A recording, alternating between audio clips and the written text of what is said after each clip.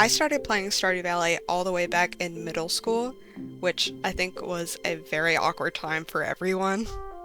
When everything else around me felt just too much, I let myself escape into the world of Stardew Valley. I let myself focus on setting goals, making friends with the villagers, taking care of my farm. This is a game that I can play for literal hours, and it will feel like minutes. There's always so much to do. But it was also one of the first games I ever played where I didn't feel pressured to do one thing or the other. There's a storyline and things the game wants you to do, but you don't have to. There's so many ways you can play Stardew Valley, and I think that's what made me fall in love with it. So throughout this video, you're going to see me on my current farm I'm working on. It's called Lily Valley Farm, and I made this farm when the most recent update came out. And here I'm decorating a little area of my farm. I don't think I'm great at decorating, but I still like to do it. I decided to go with this little heart bee house shape. Winter was probably not a great time to film this because everything looks dead, but at the end of this video I'll show you what the final product looks like in spring.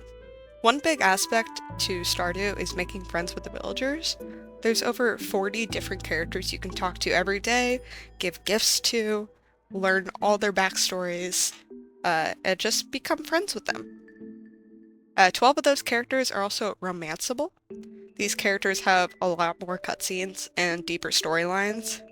For example, the rain scene with Shane and the beach scene with Alex.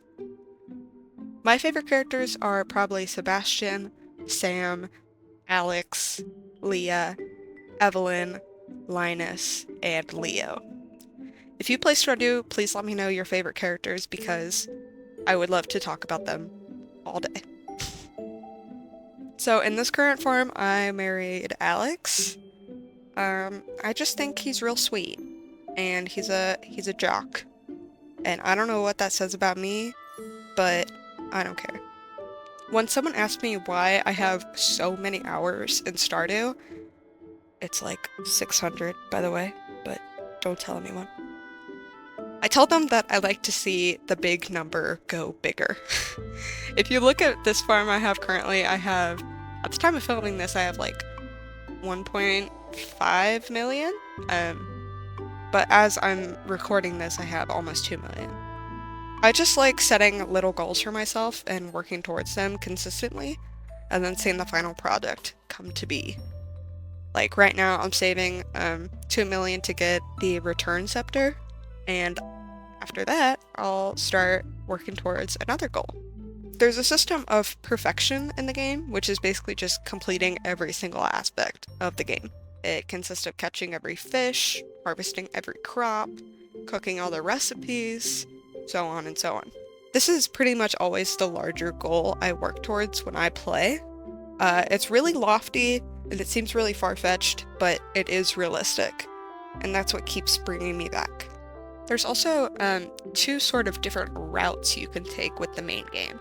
You can go the more villager-focused, town-focused route of completing the community center, which basically is just gathering a bunch of items throughout the game, bringing them into these bundles, and by the end you've sort of refurbished the old Pelican Town community center, and it's very cute.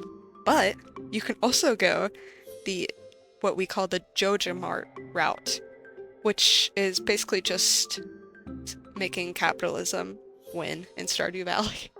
Joja Mart is kind of like your Walmart, Amazon, big corporation. They have a little supermarket in Stardew Valley, and if you donate a bunch of money to Joja Mart, they sort of take over your town. So that's what I mean when I say that there's a lot of different things you can do in the game, but you don't have to do them. But there's always the option. I know a lot of people have done like Joja Mart routes in the game where they go full Joja and they make a lot of artificial things on their farm and things like that. I've never done that because I'm a weenie, but the option is there, which I like. Another small part that I like about the game is the animals.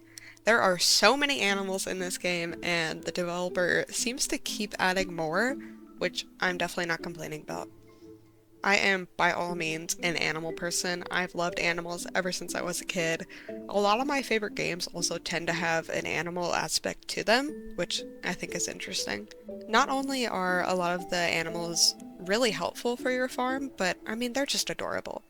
You can see some of my animals throughout this video, like my horse, and I have 2 cats on this farm and a dog.